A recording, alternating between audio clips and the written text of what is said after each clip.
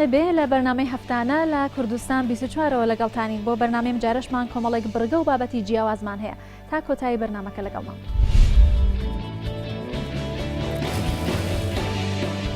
هاوڵاتیەکی هەڵەبجە ماوەی 24 ساڵە سەرقاڵی دوورینی جلی شاڵە و ئەو دەڵێت نزیکەی 200 بۆ 300 ڕەنگ و جۆری شاڵ هەیە. کچێکی تەمان 25 ساڵانی دانیشتووی سۆران هەوڵدەدات گروپێکی پایسکل سواری لە کچان و کوڕان دروست بکات بۆ ئەوەی جیاوازی ڕەگەزی نەمێنێت.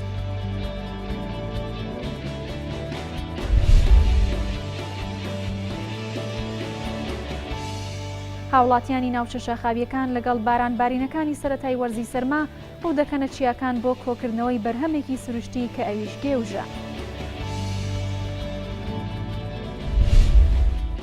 شاڵ یەکێک لە جلە تایبەتە کوردیەکانە کە دوورینیشی شارەزایەکی باشی دەوێت. هاوڵاتیەک لە هەڵەبجە ماوەی 24 ساڵە جلی شاڵ دەدورێت. ئەو دەڵێت کە لە ماوەی ڕابردوودا و لە زووتردا تەنیا 4 ڕەنگی جلی شاڵ هەبوو، بەڵام ئێستا ڕەنگ و جۆرەکانی گۆڕاون بۆ 200 تا 300 جۆر و هەروەها دەشڵێت کە مەکاری ئەوانی قورسر کردووە لە وەرزی بەهاراندا زیاترە و جلانە ئامادە دەکەن. سەبارەت بە نرخەکەشی باس لەوە دەکات کە لە 300 دلارەوە تا 1200 دلار دەست پێ دەکات.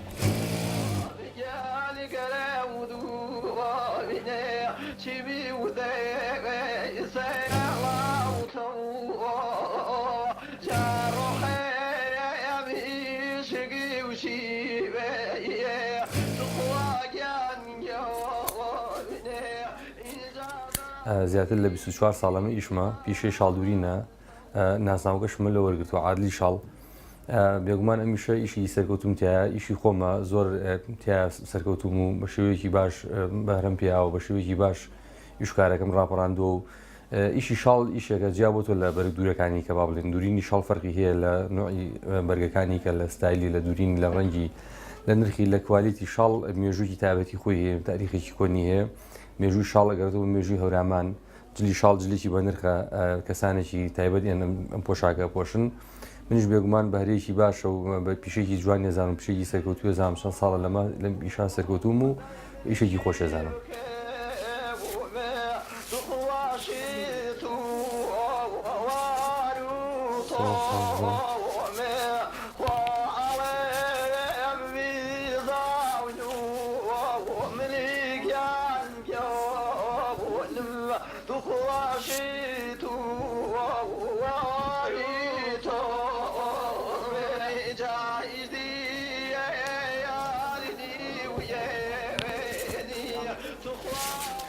سەرەتا من میشەکە هاتم لێرە فێرم هەلم دوکانی خۆم مالای مامۆستا ئەنوەر فێر مامۆستا ئەنوەر حەمەکەریم تێوەڵەیە وەسای خۆم بە هەلێرا من لە ئەو فێربووم شاگردی ئەو بوو مامۆستا ئەنوەر لێرەوە ڕێزم بۆ هەیە من لەگەڵ ئەوە بووم بیدایەت کە فێریم ئیشە بووم ئیشەکە بۆ شێوە نەبوو گەسە بێ جاران ئێمە کە من شاگردم لێرەکە فێری خەیاتی بوون باسی تقریبا 20 ساڵم پێشوو بۆکەم ڕەنگی شاڵ چەند ڕەنجێک بوون دیاریەکان 3 تا 4 تا 5 ڕەنگ بوون. ئێستا ڕەنگەکان گۆڕاون، ئێستا جاران ئەم دوکانە بە 20 قاشاڵ ئیش چوو، ئێستا نزیکەی 200-300 قات لە بەهاران ناچێتە 250 بۆ 300 قاشاڵ لەبێ ڕەنگمان هەبێ شاڵمان هەبێ هەموو ڕەنگانی تابێ. ئێستا لەم کادا لەم فەسا زیاتر لە 200 قاشاڵ لەم دوکانە هەیە، ئیشەکە قورس بە لەسەر ئێمە وەکو مایە وەکو ڕەنگ وەکو ئەرک. ئێستا تەمان فەرقی زۆرە، ئێستا من زیاتر هیلاکەمین لەگەڵ کڕینی قاتەکانە مایان قورسە ئەمجار ڕەنگیان زۆرە کوالیتی نوعەکانیان فەرقی کردووە. کۆمەڵێ ئەرک هەیە لە ئێستادا ئەرکەکان گرانتر بوون تا ئەوسا. خۆی جۆری قماشەکان 3 جۆر قماشمان هەیە، قماشی هەورامانمان هەیە، قماشی بڵێن شاڵی هەورامان، شاڵی هەورامانمان هەیە، شاڵی ڕانیەمان هەیە، ڕانیە ئەگاتە پشت دەروبتوێن مەتیقی پشت دەروبتوێن، شاڵی زاغۆمان هەیە. هەر یەکێ لەم سێ قاتەکە لەم سێ جۆرەکە باسمان کرد کوالیتیان زۆر باشە، بەس نوعتان فەرقی هەیە. ئێستا لە کوالیتیا لە باشیە لە سیعرا لە باشترینیانە شاڵی زاخۆ باشترین ئێستا. کوالیتی شاڵەکان سعری جا کردوتەوە، ڕەنگی شاڵەکان سعری جا کردوتەوە وەکو باسمان کرد پێشترین باشترین شاڵ کە ئێمە ئیشی تیاکەین لەم سەردەمەدا شاڵی زاخۆیە.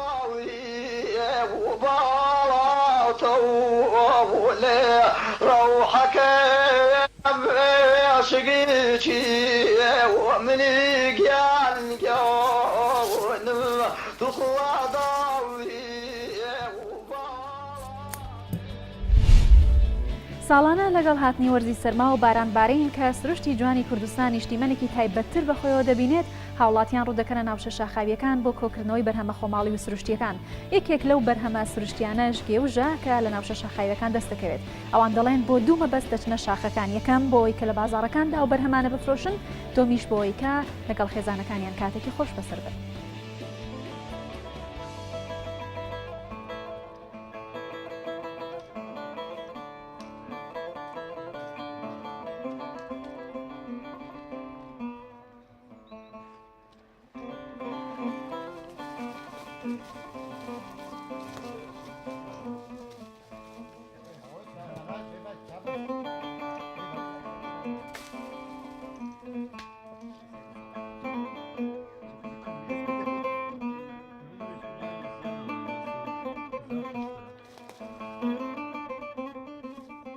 Novi vernosa konjo tuze u avda verash vitcho novo bonga ki gishke barya mozya shit sürüşti.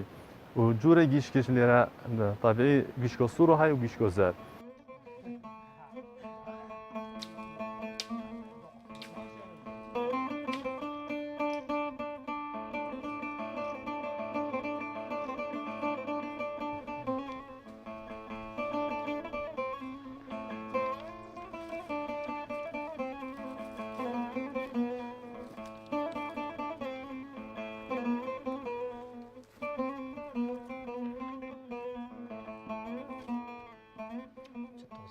هندك تاني بو فرودنا وهندكيش رزقي وايل ساري تشتي ياي قالك تشتي ديما هاي وهندكيش تاني بخو وبو مالبات وخزم وكسب كاريت خويت هاي وزور باي مرم في جنج تاني كو هر ورزش هكاش كو الفيد الفيد ياي تدا جيرن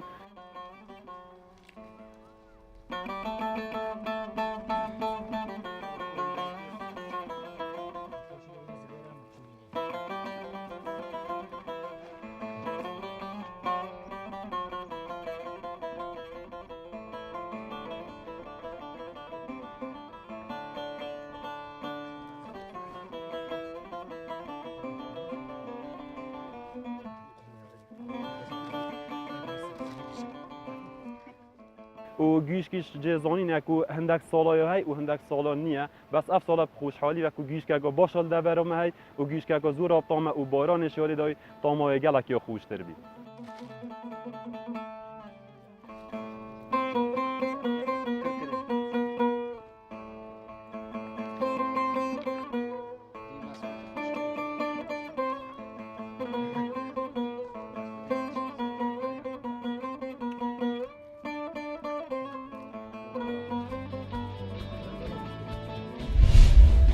لە پەیمانگەی ڕووناکی نابینایانی هەولێر شێروان و هاوکارانی بە گۆرانی و میوزیک کەژوهەوایەکی خۆشیان لە پەیمانگاکە دروست کردووە. شێروان هەر خۆی لە منداڵیەوە لە پەیمانگاکە خوێندووێتی و بەشی زمانی عەرەبی تەواو کردووە و ئێستاش مامۆستایە. ئەوەی کە شێروان لە گەنجەکانی دیکە جیا دەکاتەوە دەنگە خۆشەکەی و هەروەها قسە خۆشەکانیەتی. ئەو دەڵێت کاتێک کە ئێمە دوو نابینا بەریەک دەکەوین دەڵێن ئەوە شەوە.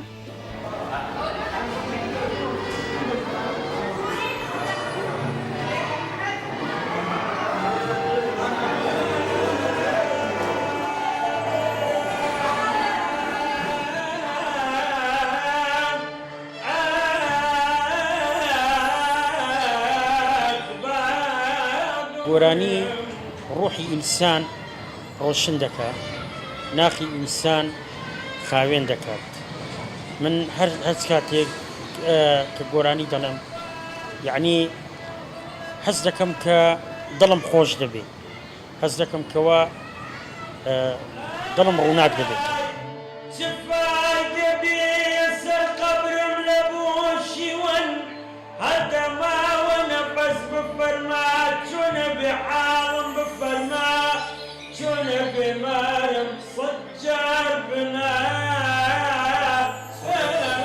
بۆ یەکەم جار لە ساڵی 1992 سرودێکم تۆمار کرد بە ناوی مناڵێکی هەژارم. ئاوازەکەی شعرەکەی ئیکاکە مەلا بوو، دابەشکردنی مۆسیقا یادگار کەریم پیرداوت بوو. ئەمە یەک. لە ساڵی 1995 سرودێکی دیکەم تۆمار کرد بە ناوی هاوار هاوار هاوارە، باوکە ئەنفال دایکە ئاوارە، ئەوە ئاوازەکە ئی مامۆستا ڕەنج بوو هۆندراوەکەشی ئی مامۆستا مۆفەق ئەکرەمکانی بوو مناڵێکی هەژارێم بۆ ماتوو لێو بەبارم سەیری کە نەشتی چاوێم خۆشە من ئازانم ناوم ئاخۆ دایکی کوژراوێم چناوێکی لێناوم بۆ پێم دەڵێن ئاوارە بۆ ژینم ژەهری مارە بەس بەگوێگرتن بە کاسێت مقامات فێر بوومە و طبعا هەموو مقاماتم لەبەرە ئیدی تەمرینەکانیش طبعا ئەوە هەموو ڕۆژێک ئێمە لێرە تەمرینمان هەیە ئەمن و مامۆستا گۆڕز و مامۆستا ئیسماعیل بەیەکەوە پرۆڤە ئەکەین و ئیدی ئەو تشتانە بەبیر خۆمان دێنینەوە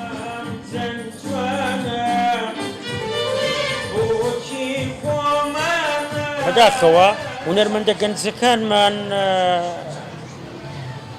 تەقلیدی ستایلی بێگانە دەکەنەوە من هیوادارم چکە کورد خاوەنی ڕەسەنایەتی خۆیتی من حەزم لێ ئەو گەنجانە گۆرانیە کۆنەکان بڵێنەوە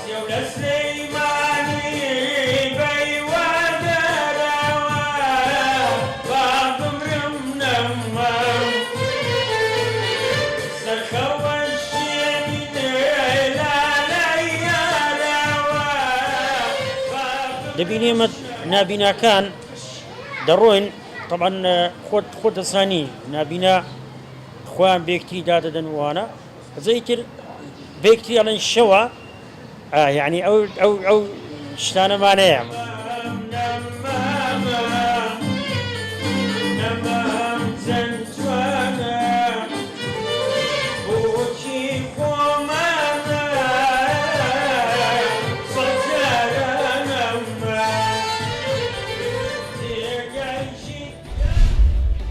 ئەفسانە شاکر کچێکی تەمەن 25 ساڵی دانیشتووی سۆرانە ئەو ماوەی 8 ساڵە کاروبارەکانی بە پایسکیل ئەنجام دەدات و لەو ڕێگەیەوە هاتوچۆ دەکات و کارەکانی ڕۆژانەی تێپەڕێنێت ئەو دەڵێت ئەو بۆی ئەم ڕێچکەیە گرتوۆتە بەر کە بڵێت بە کچان ئەم کارە شوورەی نییە بەڵکۆتوانێت کارێکی زۆر باش بێت کە کاریگەری لەسەر تەندروستی مرۆڤەکانیش دەبێت ئەفسانە ئەوێت کە گروپێکی پایسکیل سواری لە کچان و کوڕانی سۆران دروست بکات و بتوان بەیەکەوە ئەو ڕێچکەیە بشکێنن کە ئیتر ڕێگری بکرێت لە کچان کە پایسکیل سوار بن هەروەها ئەفسانە دەستی لە نووسینی چیرۆک و شاریشدا هەیە و گرنگی بە هونەرەکەشی دەدات.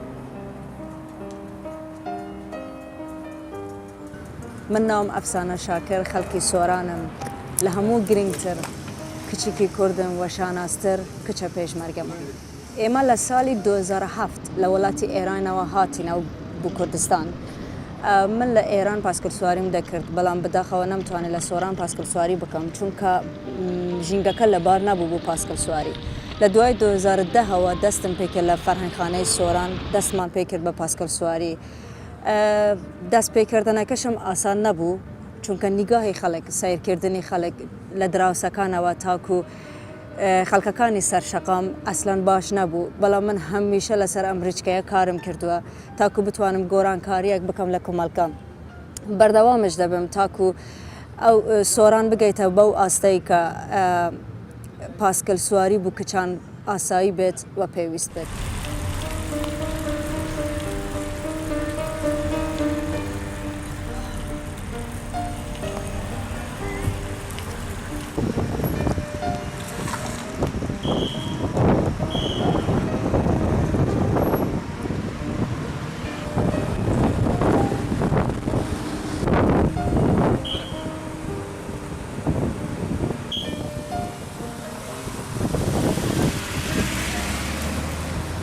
وەکو ئۆتۆمبیل کە هەر شوفێرێک ئۆتۆمبیل دەخورێت مامۆستا ئەفسانە خان بە هەمان شێوەی ئەو ئۆتۆمبیلانە پابەندی یاسایەکانی هاتوچۆیە من زۆر لە نزیکەوە سەیرم کردووە زۆر لە نزیکەوە تەماشای لێخوڕێنی شێوازی پایسکلەکەم کردووە بەڕاستی زۆر شتێکی جوان و ڕێکوپێکە وەکو سیارە کە سیارە لێ دەخورێت بە هەمان شێوە پابەندی یاسایەکانی هاتوچۆیە.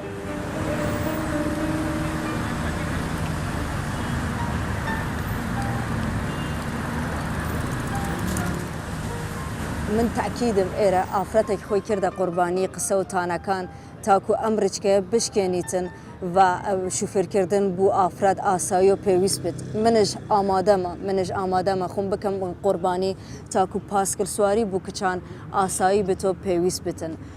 ئەگەر شوفێرکردن و پاسکل سواری بە هوەر بزانرێت و لە من بپرسن کامیان لای تۆ گونجاوترە کامیان لای تۆ هوەرە هەرچەند من هەردووکیان ئەزانم من دەڵێم من لە وەڵامەکەی دەڵام پاسکل سواری چونکە هوەر لەوەیە تو بە 2 تایر بڕۆی نەک بە 4 تایر.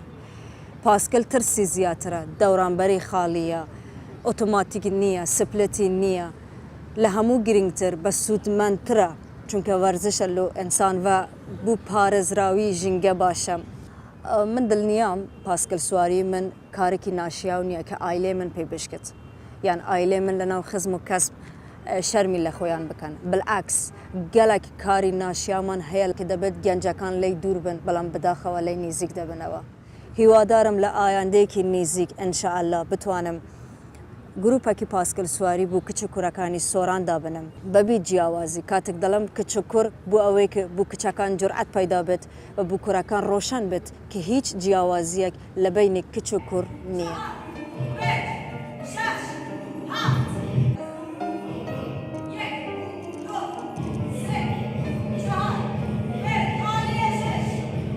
من جگە لە پاسکل سواری و وەرزش و مامۆستاتی دەستی نوویسینی شعرم هەیە داستان چێروک ئەنویسم و شعرش ئەنویسم. ئەی سەرزەمینی دایکم ئەی فارگونی کۆتایی من کەسک و سوور و سپی و زەرد لە کوی تێناوە بەچی چا کردووە بەڕاستی پڕە لە برایەتی جوانی ئەی وڵاتی شیرینم ئەی یەکەم شوێنی هاتنی من تۆ زندوویەی زندوو ناو ئەی خەڵکێنە تا نەڕۆشتم با ئاخرین قسەی ڕەنگینم بکەم دوور لە ڤەتەنی خۆم نیم گەر بووم و گەر ڕۆشتم قەبرەکەم لەسەر چیایەکی بەرزدا بنن تاکو بای شەماڵ بوونی نیشتیمانەکەم بۆی بێنێت دوور لە ڤەتەنی خۆم نیم گەر بووم و گەر ڕۆشتم قەبرەکەم لەسەر چیایەکی بەرزدا بنن تاکو بای شەماڵ بوونی نیشتیمانەکەم بۆی بێنێت. لە ماوەی ڕابردوودا بینەر و بیسەری بەرنامەی هەفتانە بوون لە کوردستان 24ەوە تا پێگەیشتنەوەیەکی تر هەر شاد و بەختەوەر بن.